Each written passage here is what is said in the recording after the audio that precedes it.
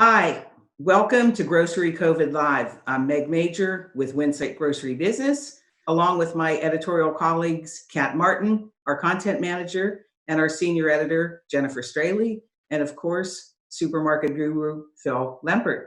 Welcome, Phil, Kat, and Jen. We have a lot to talk about today. Phil, let's review our agenda quickly. Sure. Well, what I've been hearing, and I'm sure all of you have too, and Jen wrote a terrific story about what happens when someone gets sick. And we're really going to focus a lot on this episode about that. But first, I just want to share a couple facts. First, what a new survey came out from Intelligence Node that found that consumers in the 18 to 24 age category are most likely to shop with a retailer who pitched in to help fight this crisis after the pandemic. 55% versus 39% over the age of 65. So clearly, what we're seeing is consumers who are 18 to 24 are going to have a lot more retailer loyalty. Also, what we found from Influence Central is that 43% say they now use delivery or drop off for groceries and essential, and 58% are interested in learning more about new delivery and drop off methods. And in fact, one of the things that I'm hearing a lot from is people saying, what can I do besides Instacart, besides Shipt? Because, they're saying that I can't get things for 3 or 4 days. So that clearly is a problem. But let's get to our major topic. What happens when workers get sick? Jen, great story as always. I want to quote from a friend of mine, a friend of all of ours, Lisa Sedler, who's the founder and CEO of Green Zebra Market. For those of you that might not be familiar with Green Zebra Market, Lisa was the CEO of New Seasons up in that area. She then decided to go off on her own. Her first store was an old A&P, a 5,000 square foot store. Think of it as a convenience store that, by the way, her number one selling product is kombucha. But think of it as a convenience store that's both upscale and really serves her neighborhood. And she's really on the fringe of neighborhoods where there's low income people, as well as some high income people. Also, she gives a 10% discount if you ride your bike to go to Green Zebra. So really very community minded. So the quote that she shared with Jen is that she's very concerned that there's not a specific set of guidelines for grocers to follow, which is kind of surprising given that we're often referred to as essential service providers. And I'm hearing that from a lot of retailers as well, that there aren't any guidelines. What happens when someone gets sick? So Jen, give us the rundown. What's going on here? Yeah, so I mean, you just look at, how every retailer is handling this differently. And um, I was looking at Trader Joe's and I saw that they are now updating, it appears to be daily on their website, store closures as a result of an employee testing positive for coronavirus. And I think that's not only very responsible, but brave to announce that to the world. And then the stores typically close for like a day for deep cleaning. But then you look at, the vast majority of other retailers aren't closing when an employee tests positive. So, here's the problem that I have. And by the way, just so everybody knows, I keep on looking at a different computer because make sure you add your comments, your questions, and I'm going to be more diligent in reading those as well and us answering those. So Jen, I'm hearing the same exact thing from retailers that there are no standards. In fact, I was talking to a major retailer. By the way, I agree with you. I think Trader Joe's is probably doing about the best of anybody. When someone does test positive, they're closing the store, they're cleaning the store, but they've come under criticism. They've come under criticism from health department officials who have said to them, "Don't close your store, because if you close your store, you're sending a message to the community that that we have a problem. Hey, yeah, wake up. We do have a problem." And I think that these stores actually do need some guidance. And I was very upset about something that I read in your story. And what the FMI has said is, and it's Dr. Hillary Thiesmar, who's the head of food product safety. It doesn't concern me at all if a store doesn't close after an employee tests positive. While this particular virus is more contagious than we're used to, it's also easy to destroy with alcohol and chlorine-based products, she added. But don't you have to close a store in order to, clean it properly? You have customers in the way. You have Instacart people in the way. I think that comment from FMI is more confusing to retailers than helpful. What do you think?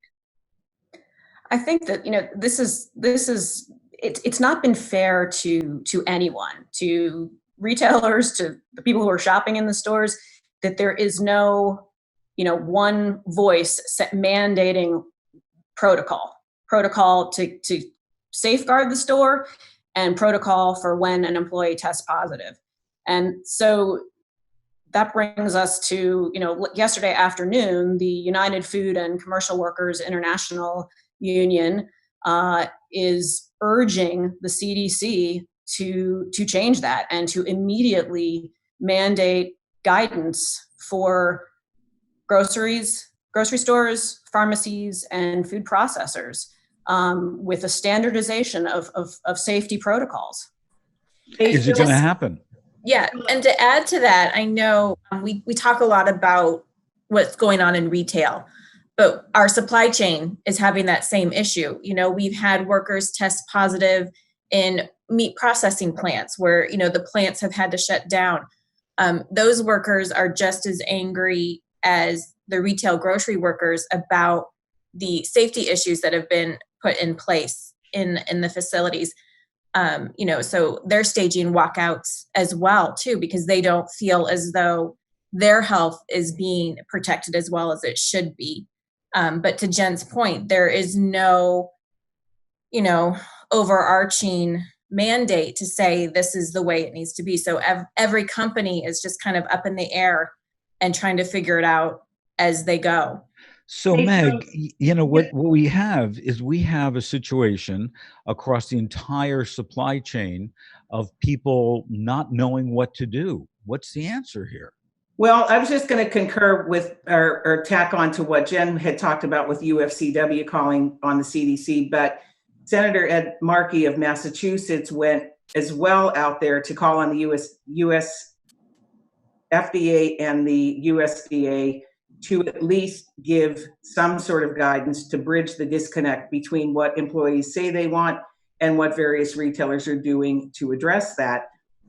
I kind of think, I'm just going to say this very quickly, that this really doesn't come as a huge surprise that there's no official guidance, because look at how long the industry has talked about USDA and FDA coming together under one central group to disband the patchwork of guidance federally as well. So, I mean, I'm not terribly surprised that we're sort of our industry's left floundering without official guidelines for pandemic prevention and protection for retailers and their employers.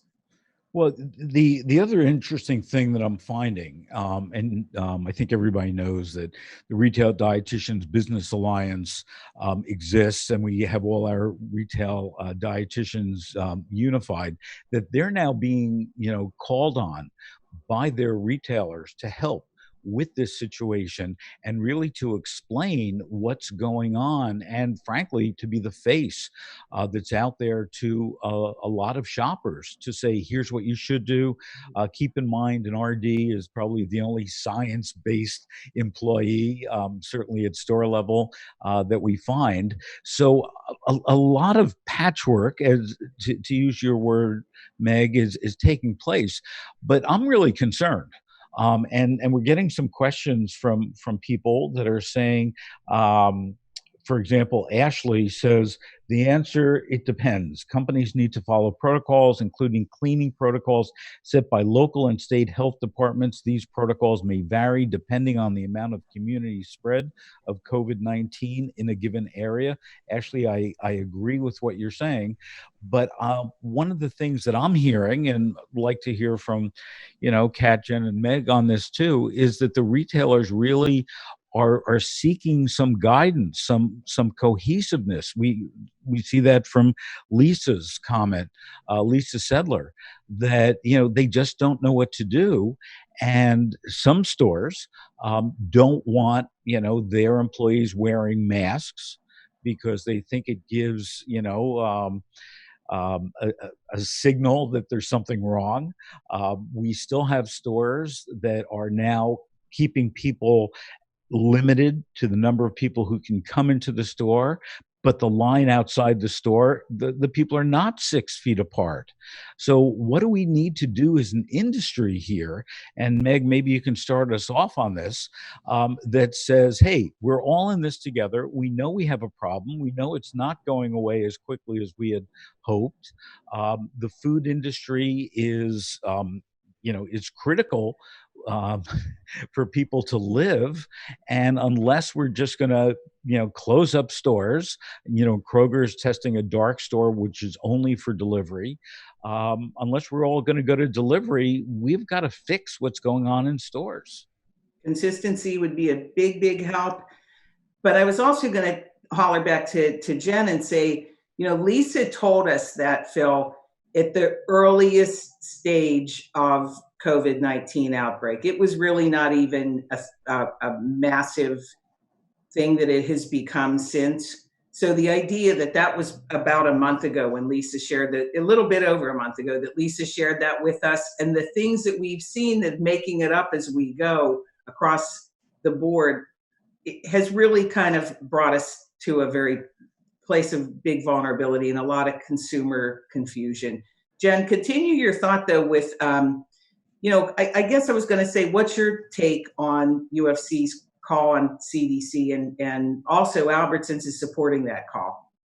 Right. I mean, it was 2 different announcements, and the day before yesterday, Albertsons and the UFCW took out a full-page ad in the New York Times to ask that grocery store workers be considered as first responders and be provided with, masks and PPE that they need on the front line of grocery stores or food processing.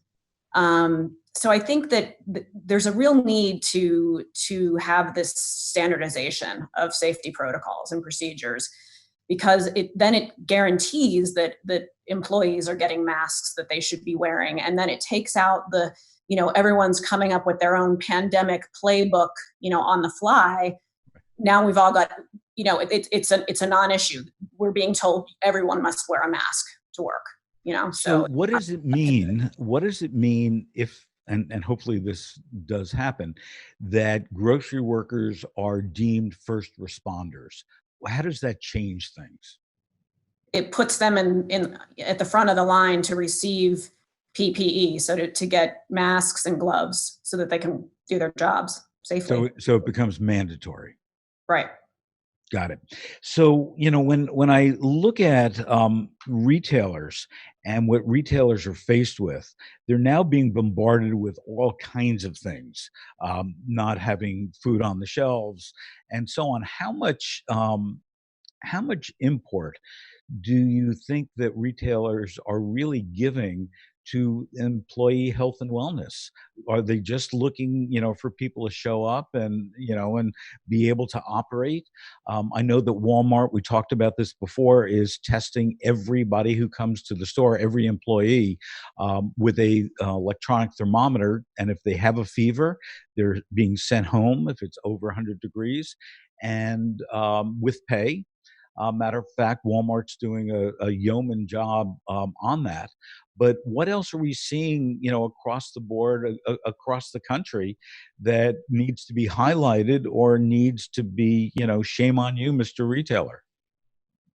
Kat, you've been covering a lot of developments as well, beyond what Phil had just touched on. What were you thinking in terms of your reporting over the past few days, to Phil's point? I think the retailers I've chatted with, and granted, they are mostly independent, so they tend to be very close to their teams to begin with. But the feeling I get is they are taking this very seriously with their staff, and they are trying to do everything they can, in order to keep their employees safe. A lot of them have given, there used to be, I think, a 5-day wait before you could do short-term disability. And so, and I know that's now mandated through the last act that was just passed, but a lot of them were implementing that beforehand, saying, if you're sick, go home. Don't worry about pay. Don't worry about having to take paid time off before we can implement this.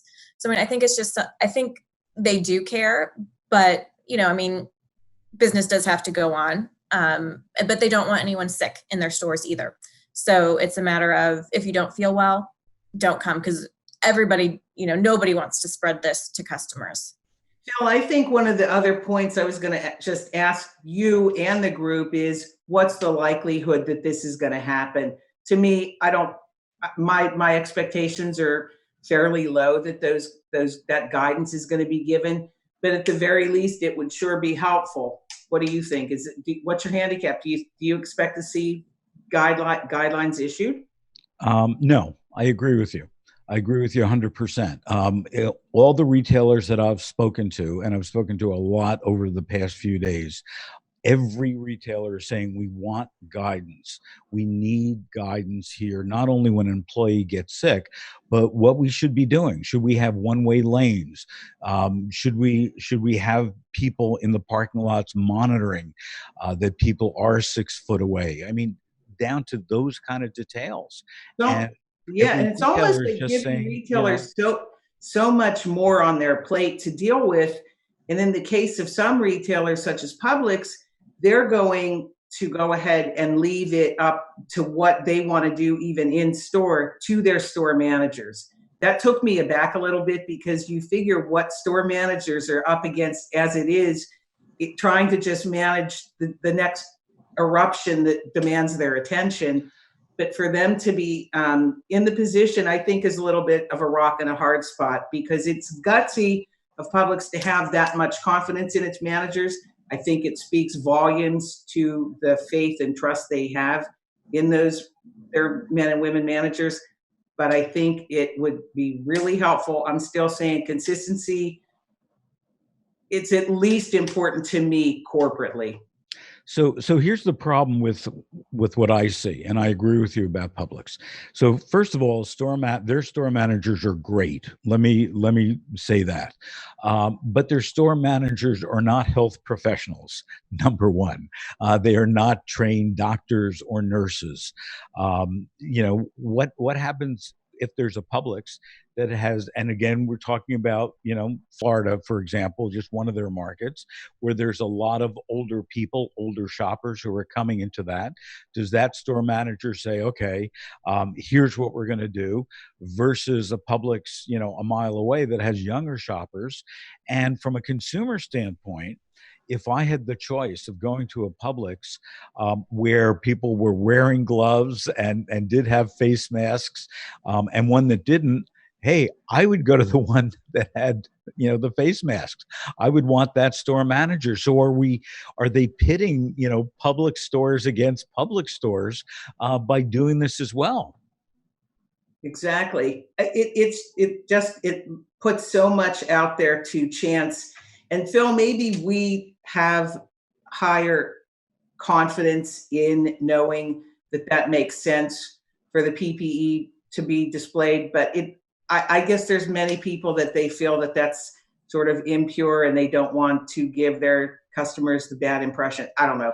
Jen, you have. But I also wonder too, now that they're saying everybody who goes outside should be wearing some kind of mask, I kind of think that whole idea of having workers in masks being scary is now null and void. And it's right. Now it's become more of why aren't you wearing a mask? Like, you're out here you're in the public working 8 hours a day. Why aren't you wearing a mask? And the UFCW's letter to the CDC, includes consumers in their call to action. They think it should be mandatory for, shoppers to take the responsibility of wearing a mask every time they go to the grocery store.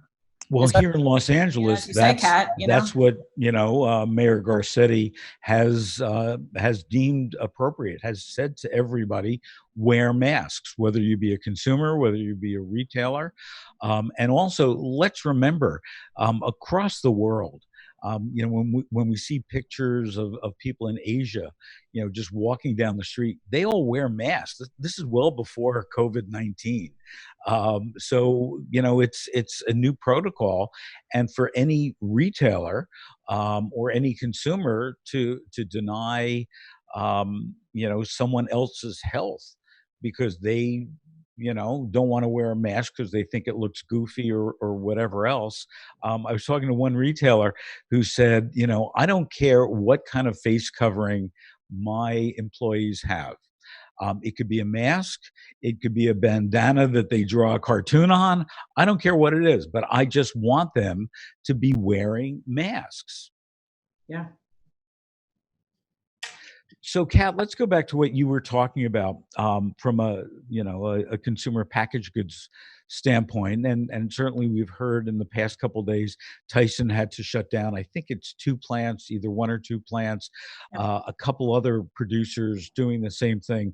What impact is that going to have, on our supply chain as well? When Tyson has to shut down a plant, something's going to happen here where we're not going to see some meat or chicken, in our supermarkets. Yeah, I know. And that was my thought too, is, they had to shut down a plant for 2 weeks, I believe. And I'm like, oh my goodness, what's going to happen? In that case, they were able to shift, I believe it was like 80% of the production to another facility. But still, that's quite a significant chunk that we're going to see out of the supply chain. And it's not just Tyson. I don't want to just call out Tyson. Pretty much every single major manufacturer. And they've had to shut down plants. Again, there's no set guideline that I'm aware of. So, some plants are shut down for 2 weeks. Other plants are shut down, till end of shift, and then they do a clean and they're back up and running.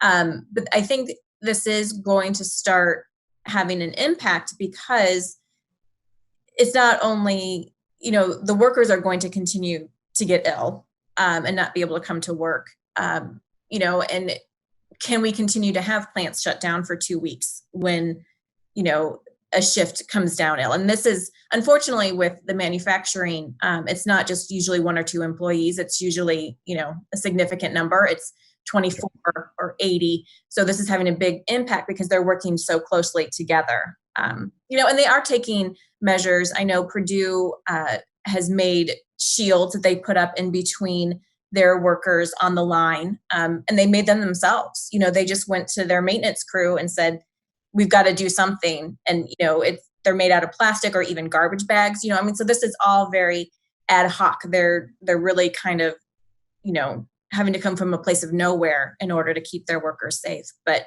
we are going to, I think, see the effect in the supply chain eventually. I don't know if anybody knows the answer to this, but Jen, you might. Vanessa asked, does stores need to notify OSHA, health departments, et cetera, when an employee tests positive for the virus? And should stores file workers' comp reports? Do we know? Is there even a standard for that? It's a great question. There are some protocols, recommended guidelines for notifying the whether it's OSHA or CDC, and then you're also required to notify your employees, which we've heard differing reports. Again, like Trader Joe's is making that news public to everyone, including shoppers. And I've heard, at other stores, employees are finding out that one of their coworkers tested positive, like just kind of hearing it on the street. The store didn't tell them. Well, one of the stats that I started with shows that, younger people, really are going to give a lot of kudos when this is done to those retailers like Trader Joe's that are open and honest and transparent about what's going on. I'm sorry, Meg, you were going to say something? No, I was Oh, actually going to say, I think too, with what Jen was saying, yeah, but I would imagine that in terms of the notifications to the various agencies, you would just probably follow your normal guidelines for your state, local agencies to report illnesses and that kind of thing. So it's probably still following business as usual procedures minus full guidelines of how to treat right. COVID-19 sick employees. So I guess we're coming to the end of the webcast, but I'd like to ask all of you a yay or nay question. Um, do and Meg and I have already weighed in on this, but I think we all agree that stores are saying they want standards. They're yearning for standards. They don't have standards. Um, are we going to see standards coming out for the grocery industry that are realistic, that are not set by some committee from a PR standpoint, or is it going to be the Wild West? Is it going to continue that way? Jen, what do you think? Well, unfortunately, I think I agree with you and Meg. It seems like unlikely that that will happen, but I think it's very much needed. And The and standardization Kat, of what do you think? Yeah, I was going to say, as much as I hope that it would happen, I think it probably won't. And once the dust settles after this, it's going to go back to more business as normal, and nobody's going to want to rock the boat again. So The only thing I was going to say too is, Phil, at this stage, the horse is out of the barn. I mean, we're talking 5, 6 weeks down the pike. I Let's hold out hope though, because I really think that we are heading into a handshakeless society. So if we look at Absolutely. something that profound of a shift, there has to be some kind of guidance that's eventually going to come out, because we're all going to be again in this together for a lot longer than we wished we were. So how do we demand this guidance? How do we get who should be doing this guidance, um, and doing it quickly to get out? Comes back to me, it comes back to the grassroots. Write the letters to your local lawmakers and federal lawmakers, because it just has to be. And again, I think it wouldn't hurt if we keep talking about it. Yeah, I think we have to talk about it, and I think that part of what you say, I agree with writing to the legislators, but frankly, I would call for our industry. Our industry has moved very quickly on this, for the most part. Doing a really great job on it. But we need to come together, on this. We can come together to fight, GMO labeling, or we can come together to fight, soda taxes and stuff like that. This is a lot more serious than that. We really need our industry to come together, and maybe we'll lead the pack right here from COVID-19 at Winsight Grocery Business, and start to draft some recommendations and distribute it to retailers and say, what do you think? Because this is something that we've got to do. So last word, Meg, what are we going to talk about next week? Phil, I think we're going to wait and see what the weekend and the next few days bring. Perhaps there'll be guidelines that we can talk about. That would But be great. I bet some serious talk. I do think that the e-commerce and the grocery delivery business is ripe for discussion for our next segment. Gotcha. Well, everybody, thank you. Be safe. And to all of our listeners, make sure you add your comments even after it. Reminder that all of our COVID-19 webcasts are archived on Winsight Grocery Business and Supermarket Guru. So if you missed an episode, please watch it. There's a lot of great information there to help every retailer. And in addition, we will see you next Tuesday, 12:30 p.m. Eastern, 9:30 a.m. Pacific, for another edition of COVID-19. Thank you.